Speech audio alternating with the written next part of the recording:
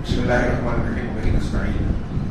الحمد لله رب العالمين والصلاة والسلام على سيد المرسلين وعلى آله وصحبه أجمعين ومن تبعهم بإحسان إلى يوم الدين. أعوذ بالله من الشيطان الرجيم. بسم الله الرحمن الرحيم. يا أيها الذين آمنوا لا تتخذوا عدوي وعدوكم أولياء تلقون إليهم بالمودة.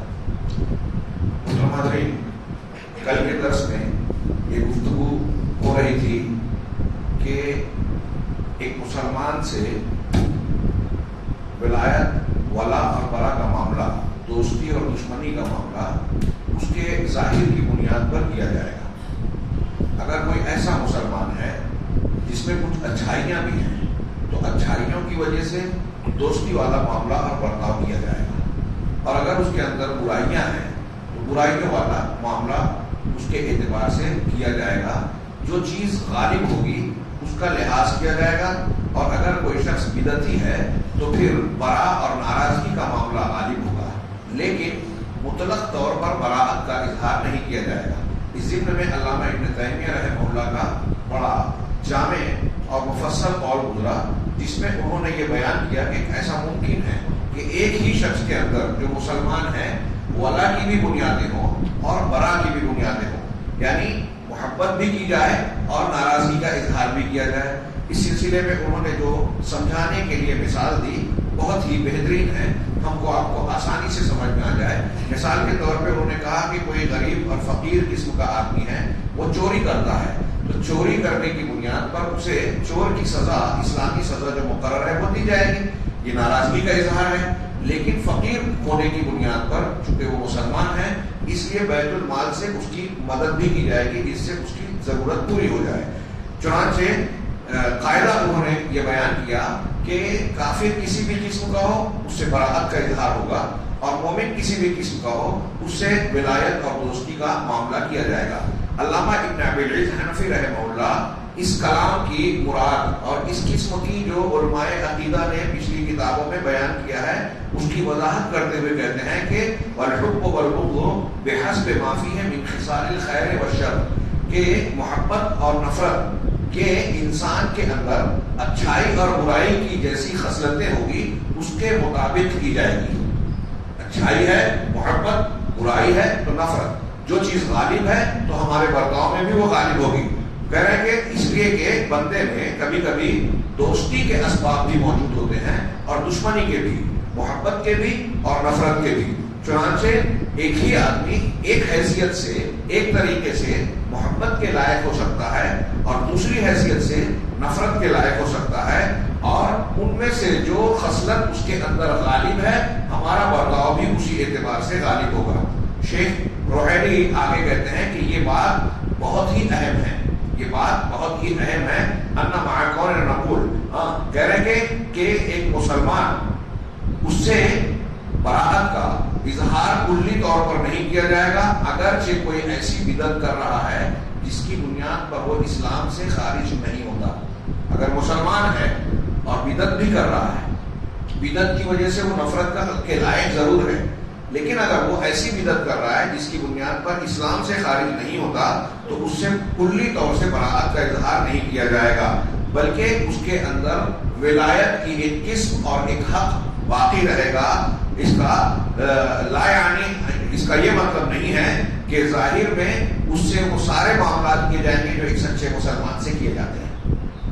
بدعتی ہے تو اس کے اندر دوستی کا عنصر موجود ہے اگر کافر نہیں ہوا، لیکن ساتھ ہی ساتھ یہ بھی یاد رکھا جائے کہ جیسے ایک سچے پکے مسلمان صاحب اطاعت اہل سنت کے عقیدے کے مطابق عقیدہ اور عمل کرنے والا، اختیار کرنے والا ہے، تو اس کے ساتھ جو ہمارا محبت کا، نصرت کا، تائید کا معاملہ ہوگا وہ اس بدعتی سے نہیں ہوگا، بلکہ اس کا معاملہ ظاہری حالت میں جو چیز اس پر غالب ہے، اچھائی یا برائی، اس اعتبار سے ہوگا۔ اور یہ بات معلوم ہو چکی، اس لیے کہ کسی شخص کے ساتھ تصرف اگر ہم کر رہے ہیں تو اس کے ظاہری اعمال جو جوارح کے اعمال ہیں اس کی حالت کے مطابق تصرف کیا جائے گا۔ نبی کریم صلی اللہ علیہ وسلم کے زمانے میں جو منافقین تھے اپنے آپ کو مسلمان کہتے تھے، تو ظاہر میں وہ اسلام کا معاملہ کرتے تھے تو ان کے ساتھ مسلمانوں جیسا برتاؤ کیا گیا. جب یہ ظاہر ہو گیا کہ وہ منافق ہے تو پھر ان کے ساتھ اس طرح کا معاملہ کیا جاتا اگر ظاہر ہو جاتا. اب ایسا بھی ممکن ہے کہ کوئی انسان غلطی کر رہا ہے, ایک مسلمان ہے, سچا ہے, اچھا ہے, لیکن بعض مرتبہ یہ ہوتا ہے کہ کچھ چیزوں کو سمجھنے میں اس کو غلطی ہوتی ہے. قرآن حدیث کا ماننے والا ہے, صحیح عقیدے والا ہے, لیکن کوئی مسئلہ غلط سمجھ بیٹھا اور اس بنیاد پر وہ غلطی کر رہا ہے, تو ایسا شخص جو سچا ہے, اچھا ہے, لیکن غلطی کر رہا ہے تو اس پر کافر ہونے کا یا گنہگار ہونے کا فتویٰ نہیں لگایا جائے گا. اس لیے کہ ایک شخص اگر اجتہاد کر کے خطا کرتا ہے تو اللہ تعالیٰ کے یہاں وہ بھی ایک اجر کا مستحق ہوتا ہے. اجتہاد کر کے اگر صحیح کرتا ہے تو دوہرا اجر ملتا ہے. تو ایسے شخص کو معذور مانا جائے گا. بہت اچھی طریقے سے سمجھیے, ان باریکیوں کو نہ سمجھنے کی بنیاد پر ہمارا معاملہ کبھی کبھی کسی انسان سے محبت والا ہونا چاہیے تو نفرت والا معاملہ ہو جاتا ہے, کسی انسان سے نفرت کرنی چاہیے تو اس سے محبت والا ہوتا ہے, جیسا کہ اس سے پہلے گزرا. اب اس کی دلیل بڑی پیاری تھی, بہت غور سے سماعت فرمائیں. اسی قبیل سے وہ روایت ہے جو امام بخاری نے اپنی صحیح میں نقل کیا ہے. حضرت ابن عمر رضی اللہ تعالیٰ عنہ روایت کرتے ہیں, بعث النبی صلی اللہ علیہ وسلم خالد بن الولید الى بنی جذیمہ. اللہ کے رسول صلی اللہ علیہ وسلم نے حضرت خالد ابن ولید کو قبیلہ بنی جذیمہ کی طرف بھیجا. چنانچہ انہوں نے جب ان کی طرف بھیجا تو فلم یحسنوا ان یقولوا اسلمنا, انہوں نے اچھے طریقے سے یہ نہیں کہا کہ ہم اسلام لائے, یعنی اسلام لائے اس بات کو اچھے ڈھنگ سے پیش نہیں کر سکے, بلکہ انہوں نے کہا سبانا, ہم نے دین چھوڑ دیا, بے دین ہو گئے. چنانچہ خالد ابن ولید رضی اللہ تعالیٰ عنہ نے ان کے اس جواب کے رد عمل میں ان کو قتل کرنا شروع کر دیا اور قیدی بنانا شروع کیا, اور ان میں سے ودفع الی کل رجل منا اسیرہ, ان میں سے ہم میں سے ہر شخص کے پاس اپنے اپنے ایک قیدی کو حق کے حوالے کر دیا کہ یہ تمہارا قیدی, یہ تمہارا قیدی, اور حکم دیا کہ ہم میں سے ہر شخص اپنے اپنے قیدی کو قتل کر دے. تو میں نے کہا, حضرت ابن عمر کہتے ہیں کہ میں نے کہا کہ واللہ لا اقتل اسیری, اللہ کی قسم میں اپنے قیدی کو قتل نہیں کروں گا. ولا یقتل رجل من اصحابی اسیرہ, اور ہم میں سے میرے ساتھیوں میں سے کوئی بھی شخص اپنے قیدی کو قتل نہیں کرے گا. یہ لوگ مسلمان تھے لیکن لاعلمی میں انہوں نے غلط رویہ اختیار کیا, اور اللہ کے رسول صلی اللہ علیہ وسلم نے جب تنبیہ کے لیے بھیجا تو انہوں نے اچھے ڈھنگ سے اپنا اسلام نہیں کہا بلکہ سبقنا کہا, جس کی بنیاد پر حضرت خالد بن ولید کا یہ سمجھنا ہوا کہ یہ لوگ مرتد ہو گئے ہیں اور قتل کرنا شروع کیا. فذكرنا ذلك للنبي صلی اللہ علیہ وسلم, اب ہم نے نبی صلی اللہ علیہ وسلم کو یہ واقعہ بتایا تو آپ نے کہا فقال اللهم انی ابرأ الیک مما صنع خالد بن الولید مرتين. آپ نے یہ بات دو مرتبہ کہی کہ اے اللہ, خالد ابن ولید نے جو کام کیا ہے میں اس سے تیرے جناب میں براءت کا اظہار کرتا ہوں, میں اس سے متفق نہیں ہوں, انہوں نے غلطی کی. امام بخاری نے یہ حدیث, اس حدیث کے اوپر جو عنوان لگایا وہ یہ ہے کہ جب حاکم ظلم کا فیصلہ کرے یا اہل علم کے قول اور اہل علم کی بات کے خلاف فیصلہ کرے تو وہ فیصلہ رد ہوگا. حضرت خالد بن ولید کے اس فیصلے کو اللہ کے رسول صلی اللہ علیہ وسلم نے غلط بتایا, لیکن امام حافظ ذہبی سیر اعلام النبلاء میں اس واقعے کو نقل کرنے کے بعد کہتے ہیں کہ یہ خالد بن ولید رضی اللہ عنہ جو کیا, اللہ کے رسول نے اس سے براءت کا تو اظہار کیا لیکن حضرت خالد بن ولید کو مجرم قرار نہیں دیا. کیوں؟ اس لیے کہ یہ حضرت خالد بن ولید کا اجتہاد تھا. اجتہاد کرنے والا یعنی کوئی آدمی مسئلے کو سمجھنے میں خطا کر جائے, اب وہ آدمی صحیح ہے, سچا ہے, لیکن اجتہاد میں خطا کر گیا تو اس کی اس بات کو غلطی مانا جائے گا لیکن اس کو غلط نہیں کہا جائے گا. بہت اچھی طریقے سے سمجھے. ہمارے یہاں ضمن میں ذکر کروں, جیسے ہم کہتے ہیں نا کہ چاروں امام, بہت سے لوگ ایک جملہ کہتے ہیں کہ چاروں امام برحق کس معنی میں ہے چاروں امام کہ ان کا مسلک, ان کا موقف, ان کا منہج صحیح ہے, وہ قرآن و حدیث کو ہی دین مانتے ہیں. چاروں ائمہ یہ کہتے ہیں کہ میرا صحیح حدیث مل جائے تو میرا وہی مسلک ہے, میرا قول اگر حدیث کے خلاف ہو تو میرے قول کو چھوڑ دو, دیوار میں مار دو اور حدیث کو قبول کر دو. امام شافعی کہتے ہیں کہ میری جو بھی بات حدیث رسول کے خلاف ہو میں اپنی زندگی میں اور مرنے کے بعد اس سے رجوع کرتا ہوں, اپنی بات واپس لیتا ہوں. اب یہ بات بالکل واضح ہے, چاروں ائمہ میں کئی مسائل میں, بہت سارے مسائل میں اختلاف ہے, تو چاروں کی اختلاف والی سب باتیں صحیح ہیں کیا؟ نہیں. لیکن کیا ہم یہ کہتے ہیں کہ اگر حضرت امام مالک سے، امام شافعی رحمہ اللہ سے کسی مسئلے میں کوئی غلطی ہوئی تو کیا ہم ان کو مجرم قرار دیتے ہیں؟ نہیں.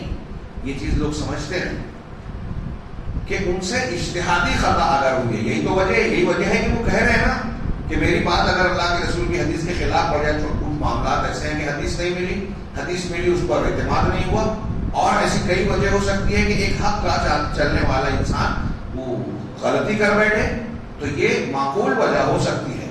ایسی معقول وجہ کی بنیاد پر اگر کسی سے خطا ہوتی ہے کسی مسئلے کو سمجھنے میں، تو ہم اسے مجرم قرار نہیں دے سکتے.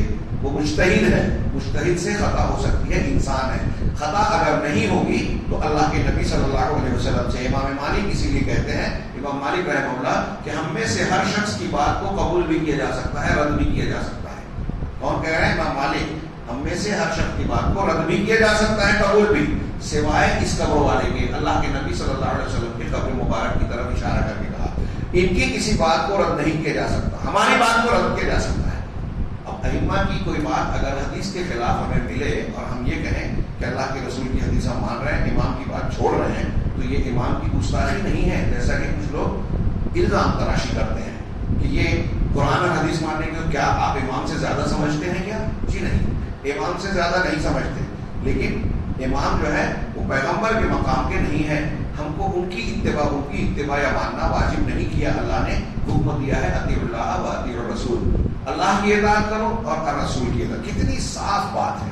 یہاں بھی آپ غور کیجئے کہ جب صحابی رسول سے خطا ہو سکتی ہے اجتہاد میں، تو صحابی سے کم درجے کے لوگوں سے خطا کیوں نہیں ہو سکتی؟ اور جب ان سے خطا ہو رہی ہے، اب خطا ہم کو پتہ چل جائے کہ ان کی یہ بات حدیث کے خلاف ہے. فرض کیجئے کہ ایک شافعی ہے یا ایک حنفی ہے، اگر وہ امام حنیفہ کی کوئی بات یہ دیکھے کہ یہ بات ان کی حدیث رسول کے خلاف ہے، اب وہ اسے چھوڑ کر، ان کی بات کو چھوڑ کر حدیث رسول کی بات کو قبول کرتا ہے، تو کیا یہ امام کی گستاخی ہے؟ نہیں، یہ صحیح موقف ہے. غلطی اگر ہوئی ہے تو ان کو تو اجر ملے گا، لیکن ہم اس غلطی کو جاننے کے بعد کہ یہ حدیث کے خلاف اگر مان رہے ہیں تو ہم غلطی کر رہے ہیں. کیونکہ اللہ کے رسول صلی اللہ علیہ وسلم کی حدیث کو چھوڑ کر اگر ہم نے کسی اور کی بات کو مان لیا تو اللہ تعالیٰ پکڑے گا، عذاب دے سکتا ہے. فَلْيَحْذَرِ الَّذِينَ يُخَالِفُونَ عَنْ أَمْرِهِ أَن تُصِيبَهُمْ فِتْنَةٌ أَوْ يُصِيبَهُمْ عَذَابٌ أَلِيمٌ. جو لوگ اللہ کے رسول کے حکموں کی مخالفت کرتے ہیں انہیں ڈرنا چاہیے کہ انہیں فتنہ یا دردناک عذاب پکڑ لے. فتنہ دنیا کا عذاب ہو سکتا ہے، دردناک عذاب آخرت کا. تو سوچئے، رسول کی بات کو رد نہیں کیا جا سکتا، باقی سب کی بات کو رد کیا جا سکتا ہے. یہاں شیخ علامہ امام ذہبی نے کہا کہ خالد بن ولید رضی اللہ عنہ نے ان کا قتل کیا، اس سے اللہ کے رسول نے براءت کا تو اظہار کیا، لیکن اللہ کے نبی صلی اللہ علیہ وسلم نے یہ نہیں کہا کہ خالد بن ولید تم نے بے گناہ مسلمانوں کو قتل کیا ہے لہذا تم کو ان کی دیت دینا پڑے گی. کیوں؟ اس لیے کہ اللہ کے رسول صلی اللہ علیہ وسلم نے خالد بن ولید کو مجتہد کے اعتبار سے معذور جانا، لیکن اللہ کے نبی صلی اللہ علیہ وسلم نے ان کے فعل سے براءت کا اظہار کیا. امام حافظ ابن حجر کہتے ہیں کہ والذی یظہر، جو چیز ظاہر ہے وہ یہ کہ کسی انسان کے فعل سے براءت کا ظاہر کرنا اس کے فاعل کے گناہ سے، اس گناہ کے فاعل کو سے براءت کو لازم نہیں قرار دیتی. مطلب یہ کہ اگر ایک آدمی نے غلطی کی تو اس غلطی سے ہم کہہ رہے ہیں کہ ہمارا تعلق نہیں ہے، میں اس سے متفق نہیں ہوں، لیکن اس آدمی سے بھی ہم نفرت کریں کہ اس سے تعلق نہیں ہے، یہ ضروری نہیں ہے. ایک سچا مسلمان غلطی کر سکتا ہے تو اس کی غلطی کو ہم کہیں گے غلطی ہے، اس سے ناراضگی کا مظاہرہ کریں گے، لیکن وہ مسلمان ہے اس لیے اس سے براءت کا اظہار نہیں کریں گے. چنانچہ اس پر بوجھ ڈالا نہیں جائے گا، کیونکہ گناہ خطا جس سے ہو جاتی ہے اس کا گناہ اللہ نے اٹھا لیا ہے. اب اگرچہ کہ اس کا فعل غیر محمود ہے، ناپسندیدہ ہے، لیکن وہ ناپسندیدہ نہیں ہوگی. تو شیخ نے کہا آگے ہر چیز کا، ہر مقام کا، ہر حیثیت کو دیکھتے ہوئے الگ الگ حکم ہوگا. ہر چیز کا اپنا مقام ہے، مرتبہ ہے، لہذا کھجور کی جگہ آگ نہیں رکھی جائے گی، آگ کا انگارہ، آگ کے انگارہ جہاں رکھنا ہے وہاں کھجور نہیں رکھی جائے گی. ولا اور برا، یہ دونوں قسمیں چاہے وہ ملی ہو یعنی مسلمانوں سے یا غیر مسلموں سے. شیخ نے آگے ایک بات کہی، یہ ایمان کا سب سے مضبوط کڑا ہے. حضرت ابن عباس سے روایت ہے، اللہ کے رسول صلی اللہ علیہ وسلم نے فرمایا، علامہ البانی نے اسے صحیح کہا ہے، یہ طبرانی نے نقل کیا ہے. اللہ کے رسول فرماتے ہیں حضرت ابو ذر سے کہ ایو قرآن اسلام میں اوسط. میں سمجھتا ہوں آپ نے یہ پوچھا کہ تم جانتے ہو کہ ایمان کا سب سے मजबूत कड़ा दस्ता कौन सा है? तो आपने फरमाया हजरत अबू ज़र ग़िफ़ारी ने कि अल्लाह और उसके रसूल बेहतर जानते हैं। आपने जवाब दिया ईमान का सबसे मजबूत दस्ता ये है अल-मुवालातु फिल्लाह वल मुआदातु फिल्लाह, अल्लाह के लिए दोस्ती, अल्लाह के लिए दुश्मनी, वल हुब्बु फिल्लाह वल बुग़्ज़ु फिल्लाह, अल्लाह के लिए मोहब्बत, अल्लाह के लिए नफरत। मोहब्बत से दोस्ती पैदा होती है, नफरत से नफरत का नतीजा दुश्मनी होता है। तो अल्लाह के रसूल कह रहे हैं कि ये औसफ़ुल ईमान है, ईमान का सबसे मजबूत दस्ता। और मैं बार बार ये कह रहा हूँ, शेख ने भी पीछे बयान किया कि हमारे यहाँ इसको समझा नहीं जाता है, इसकी अहमियत को लोग नहीं जानते, इसको गैर ज़रूरी मसला समझकर नज़रअंदाज करते हैं और न समझने की वजह से बहुत बड़ी बड़ी गलतियाँ करते हैं। इसी तरीके से ये जो हुब्बु फिल्लाह बुग़्ज़ फिल्लाह वाला मामला है, ये ईमान को मुतहक्कक करने और अल्लाह की वलायत पाने का जरिया है। हज़रत नबी सल्लल्लाहु अलैहि वसल्लम का ये भी फरमान है कि जो शख्स अल्लाह के लिए मोहब्बत करे, अल्लाह के लिए नफरत करे और अल्लाह के लिए दे, अल्लाह के लिए रोक दे। अल्लाह के लिए दे यानी अल्लाह के रास्ते में जहाँ नेकियां नजर आ रही है वहाँ खर्च करे, और जहाँ लगे कि ये गुनाह का काम है, यहाँ नहीं देना चाहिए, अल्लाह की शरीयत इजाजत नहीं देती, वहाँ खर्च ना करे। तो जो ऐसा करेगा फ़क़द इस्तकमल ईमान, तो उसने ईमान को मुकम्मल कर लिया। हम अक्सर सुनते हैं ईमान मजबूत नहीं है आज हमारा, इसलिए अल्लाह की मदद नहीं आती। तो ईमान के क्या तकाज़े हैं, उसमें से एक ये है। ये चीज़ जो हम गैर मुस्लिमों से और मुसलमानों में कर रहे हैं, हमारे घरों में भी छोटे छोटे मामले में ये चीज़ नज़र आती है। आपका एक भाई है, गलत काम कर रहा है, उसकी गलती की आप तायीद कर रहे हैं सिर्फ इसलिए कि वो भाई है, तो ये आपकी गलती है। अल्लाह के लिए मोहब्बत और अल्लाह के लिए नफरत का सबक आप नहीं जानते। आपका सगा भाई है, अगर शरीयत की खिलाफ वर्जी कर रहा है, नमाज नहीं पढ़ रहा है, रोजा नहीं रख रहा है, तो आप उस पर नफरत का इजहार करें, ये हमारा फर्ज है। किसी से झगड़ा हो गया, हमारे घर में झगड़ा हो गया, सास बहू का, फला और फला का, अब हम ये देख रहे हैं कि ताकतवर फला है, समाज और माशरे में उसकी इज्जत है, तो जो ताकतवर है उसकी गलती है ये जानने के बावजूद हम समझाते उसको है जो कमजोर है कि तुम ही समझ लो, खामोश हो जाओ। ठीक है, समझाना अच्छी बात है कि झगड़ा खत्म हो, लेकिन गलत काम करने वाले की गलती को मानना, उसको गलत कहना, ये ईमान का तकाज़ा है। हम जैसी भी ताकत रखें, ये कोशिश करें कि गलती को गलती कहें और उसकी इस्लाह की कोशिश करें। ये अल्लाह के लिए मोहब्बत और अल्लाह के लिए नफरत का एक मजहर है, जो छोटे छोटे ताल्लुकात और मामलात में, छोटे छोटे झगड़ों में, हमारे घरों से लेके बड़ी बड़ी सतहों तक नजर आता है। तो अल्लाह के रसूल ने फरमाया, चुनांचे अल्लाह के लिए मोहब्बत, अल्लाह के लिए नफरत, ये जरूरी है कि खालिस अल्लाह के लिए हो। इसमें ये जज्बा हो कि ये मोहब्बत और नफरत अल्लाह के लिए है, क्योंकि ये इबादत है। जब आप ऐसा करेंगे तो ये अल्लाह की इबादत है। चुनांचे इसमें फला युअस्सिरु फीही इल्ला मा कान लिल्लाह, इसमें कोई चीज असरअंदाज ना हो सिवाय उस चीज के जो अल्लाह के लिए हो।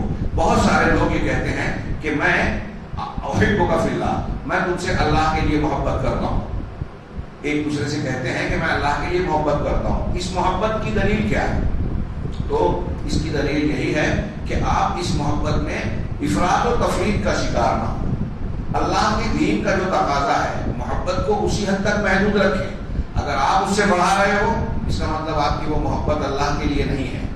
जो अल्लाह ने कहा है उससे बढ़ा दिया आपने, जो अल्लाह ने नफरत के लिए कहा है उससे बढ़ा दिया या घटा दिया, तो इसका मतलब ये कि आपके अंदर वो अल्लाह वास्ते मोहब्बत नहीं है, बल्कि उसमें आपका नफ्स, आपकी नफसानियत शामिल हो गई है।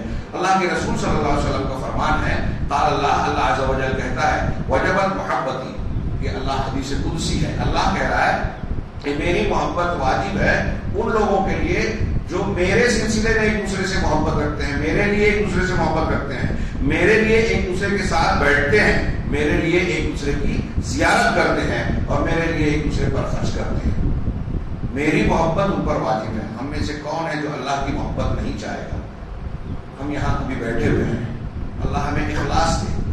अगर हमारी नीयत दुरुस्त है तो हम अल्लाह का दीन सीखने के लिए बैठे हैं, सीखने सिखाने के लिए। अगर हमारे अंदर इखलास है और अल्लाह देवे, तो ये हम इसमें शामिल हो जाएंगे, खुश नसीबों में। अल्लाह ताला हमें शामिल करे कि हम अल्लाह के लिए एक दूसरे के साथ बैठे हैं, अल्लाह के लिए एक दूसरे से मोहब्बत रखें। तो ये अल्लाह कह रहा है कि میری محبت اس کے لیے واجب ہو جائے گی۔ امام احمد نے اس روایت کو نقل کیا ہے اور امام علامہ البانی نے صحیح کہا ہے۔ کہہ رہے ہیں کہ امام شیخ نے کہا کہ یہ بہت بڑا باب ہے، اگر میں چاہوں تو اس سلسلے میں بہت ساری اللہ کے لیے محبت کرنے کی کیا فضیلت ہے ایک دوسرے سے، اس کے سلسلے میں بہت ساری متعدد نصوص قرآن حدیث کی دلیلیں پیش کر سکتا ہوں، لیکن وہ کافی تفسیر ہو جائے گی۔ لہذا آگے کہتے ہیں کہ ولا اور برا کا یہ مسئلہ عبادت کا مسئلہ ہے، اور اس جب عبادت ہو، عبادت کے مسائل میں اصل کیا ہے؟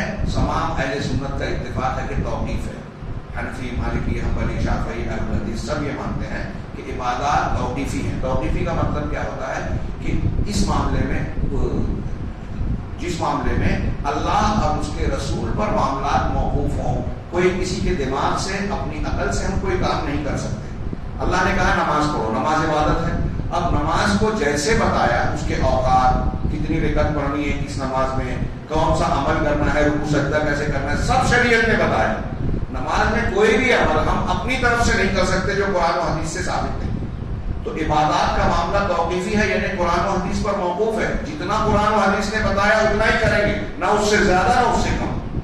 چنانچہ یہ بھی توقیفی ہے، جب یہ عبادت ہے تو توقیفی ہے۔ لہذا ولا اور برا کے معاملے میں اللہ تعالیٰ نے اور رسول اللہ صلی اللہ علیہ وسلم نے جو کچھ ہمیں تعلیم دی ہے، ہمیں اس پر سر تسلیم خم کرنا چاہیے۔ ہمیں اس بات کا ہرس کرنا چاہیے کہ اس معاملے میں اللہ کی طرف رجوع کریں، اللہ کی دین سے روشنی حاصل کریں، اور جو اللہ تعالیٰ نے ہم کو روشنی دی ہے اپنے کتاب کے ذریعے، اپنے رسول کے ذریعے سے، اسی کو اختیار کریں۔ اور واجب ہے کہ ہم پورے طریقے سے اس سلسلے میں شیطانی مکر و فریب سے اور شیطان کے جال سے خود بھی بچیں اور مسلمانوں کو بچائیں جو اس نے مسلمانوں کے لیے رکھا ہے۔ شیخ نے یہاں یہ ایک اتنی بات بیان کرنے کے بعد ایک آخری عنوان قائم کیا کہ میں اس بحث کے خاتمے میں علماء نے جو محبت اور رشتے کے تعلق میں ضوابط بیان کیے ہیں، کسی سے تعلق رکھنے اور کسی سے تعلق توڑنے کے سلسلے میں، کہ کیا جائز ہے کیا ناجائز ہے، اس بحث کو پیش کرتا ہوں۔ یہ بھی اگرچہ لمبی ہے، لیکن ایک حصہ جو بہت آسان سا اور مختصر سا ہے، میں آج کے درس میں پیش کر دینا چاہتا ہوں کہ اس مسئلے کی انتہائی اہمیت کی بنیاد پر، اور لوگ اس کو نہیں سمجھتے ہیں کہ کیا کریں کیا نہ کریں، کچھ لوگوں کے دل میں مسئلہ مڈ ہو جاتا ہے، لہذا کچھ وضاحت مسائل کی شکل میں اور تھوڑی واضح مسائل کی شکل میں ہم کرتے ہیں۔ تو کہہ رہے ہیں کہ ولا اور برا کا یہ مسئلہ، اس سلسلے میں کچھ ضابطوں کا ذکر کر رہے ہیں۔ پہلا ضابطہ صور الولاء المشروع، شرعی ولا، شریعت میں جو دوستی اور تعلق قائم کرنا ہے اس کی شکلیں کیا ہیں۔ کسی سے آپ دوستی یا تعلق رکھ رہے ہیں تو شریعت کے دائرے میں ہم کیا کیا کر سکتے ہیں، اس کے ساتھ کرنا چاہیے۔ تو پہلے کہا اس کی بہت ساری شکلیں ہیں، ان میں سے چند صورتوں کو نقل کر رہے ہیں۔ پہلی صورت کہ مسلمانوں سے ولا رکھنی ہے تو مومنین ایک دوسرے سے ملاقات اور زیارت کر سکتے ہیں۔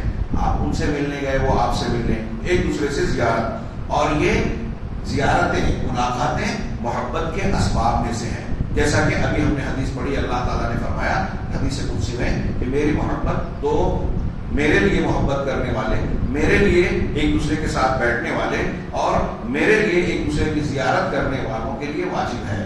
آگے دوسری شکل بتائی کہ مسلمانوں کے ساتھ بیٹھنا، اور یہ بیٹھنا بھی اللہ کے لیے ہو، جیسے ہم لوگ ابھی بیٹھے ہوئے ہیں، اللہ ہماری نیتوں کو خالص بنائے۔ مسلمانوں کے ساتھ بیٹھنا، یہ بھی بیٹھنا اللہ کے لیے ہو، تو یہ بھی محبت کے حاصل ہونے کے اسباب میں سے ایک سبب ہے، جیسا کہ جو حدیث ہم نے پڑھی اس میں یہ ذکر ہے۔ تیسرا المودۃ فی اللہ والمحبۃ فی اللہ واشاعتها، اللہ کے لیے ہمدردی، مودت، اللہ کے لیے محبت اور اسے ظاہر کرنا، اور محبوب کو اس کی خبر دینا کہ میں تم سے اللہ کے لیے محبت رکھتا ہوں، جیسا کہ اس سلسلے میں متعدد احادیث آئی ہیں۔ چوتھی شکل کہ سلام میں پہل کرنا، آپ کسی مسلمان کو دیکھ رہے ہیں تو سلام میں پہل کریں، کہ ایک مسلمان بھائی جب کسی کا سامنا ہو تو کوشش کرے کہ میں پہلے سلام کروں۔ سلام میں دیری کرنا اور یہ انتظار کرنا کہ وہ مجھ سے سلام کرے گا تب میں جواب دوں گا، اللہ کے رسول صلی اللہ علیہ وسلم کی حدیثوں میں ہے کہ یہ تکبر کی علامت ہے۔ ارے اس نے مجھے دیکھا اور سلام نہیں کیا۔ نبی کریم صلی اللہ علیہ وسلم سید المرسلین، آپ کا کیا مقام اور مرتبہ، آپ پہل کرتے تھے، آپ اکیلے ہوتے تو جماعت کو سلام کرتے تھے، ہاں حضرت انس کہتے ہیں کہ بچے کھیلتے رہتے تھے تو نبی کریم صلی اللہ علیہ وسلم نبی ہوتے ہوئے آپ سلام میں پہل کرتے تھے. ہمیں اس پر عمل کرنا چاہیے. اگر بڑا انسان چھوٹوں سے کرتا ہے کئی فائدہ ہے. اس سے خود اس کا تواضع ظاہر ہوتا ہے کہ تکبر اس کے اندر نہیں ہے کہ اپنے آپ کو بڑا سمجھے، ایسا نہیں ہے. دوسرے یہ کہ جب آپ بچوں سے سلام کر رہے ہیں تو ان کی تربیت کر رہے ہیں. بچوں کو یہ آج نہیں تو کل یہ احساس ہوگا کہ یہ ہمارے بڑے ہیں، ہم سے سلام میں پہل کریں، ہمیں پہل کرنا چاہیے. تو یہ ان کی تعلیم اور تربیت کا حصہ ہوگا. یہ چوتھی شکل بتائی. ہاں یہ بھی محبت کے اسباب میں سے ہے کہ جب آدمی ملے تو سلام میں پہل کرے، اور اسباب محبت میں سے. ابو ہریرہ رضی اللہ تعالیٰ عنہ کہتے ہیں کہ اللہ کے رسول نے فرمایا کہ لا تدخلون الجنة حتى تؤمنوا، تم جنت میں داخل نہیں ہو سکتے یہاں تک کہ ایمان والے بن جاؤ. ولا تؤمنوا حتى تحابوا، اور ایمان والے نہیں بن سکتے جب تک ایک دوسرے سے محبت نہ کرو. وَأَوْلَا أَدُلُّكُمْ عَلَى شَيْءٍ إِذَا فَعَلْتُمُوهُ تَحَابَبْتُمْ، کیا میں تمہیں کوئی ایک ایسی چیز نہ بتاؤں کہ جب تم اس پر عمل کرو گے تو آپس میں ایک دوسرے سے محبت کرنے والے بن جاؤ گے، محبت کرنے لگو گے. ہاں افشوا السلام بینکم، آپس میں سلام کو پھیلاؤ. یہ سلام محبت کو بڑھانے اور پروان چڑھانے کا ذریعہ ہے. یہ نبی پاک صلی اللہ علیہ وسلم نے فرمایا. صحیح مسلم کی حدیث ہے. کہہ رہے ہیں کہ ہذہ صور من صور المحبہ، یہ محبت کی صورتوں میں سے کچھ صورتیں ہیں. اور یہ ولاء مشروع، شریعت میں جو دوستی ہونی چاہیے اس کا حصہ ہے، اور اس کا ولاء ضابط واحد، اور اس کا ایک ضابطہ ہے. نقول فیہ، جس کے بارے میں ہم کہتے ہیں ایک اس کا ضابطہ ہے. کیا ضابطہ ہے؟ کہ کل ما یؤدی الی تقارب قلوب المؤمنین فهو من الولاء، ہر وہ چیز جو مسلمانوں کے دلوں کو جوڑنے والی ہو، جو ایک دوسرے کے دل کو ملانے والی ہو، وہ جو ہے وہ مسلمانوں کے لیے ولا ہے یا ولا کا حصہ ہے، دوستی کا حصہ ہے. اسے اختیار کرنا چاہیے. اب جیسے یہاں کچھ چیزوں کو ذکر کیا، تحفے تحائف کا دینا، پریشانی اور مصیبت میں کام آنا، اور اس قسم کی اور بھی بہت ساری چیزیں ہو سکتی ہیں جس کے ذریعے سے ایک محبت، ایک مسلمان دوسرے مسلمان کے قریب ہوتا ہے اور اس سے تعلق قائم ہوتا ہے. اس کے عکس و حاضہ بعض صور الولاء ممنوع، اس کے برخلاف بعض ایسی چیزیں ہیں جو ولائے ممنوع، ایسی دوستی کو اختیار کرنا ہوتا ہے جو شریعت نے منع کیا ہے. ہاں الذی ولی الکفار، جو کافروں کے لیے. انشاءاللہ ہم یہ کل کے درس میں جانیں گے. میں امید کرتا ہوں کہ اس کی اہمیت کے پیش نظر آپ اس پر توجہ دیں گے. اللہ تعالیٰ ہمیں خیر کی توفیق دے. واخر دعوانا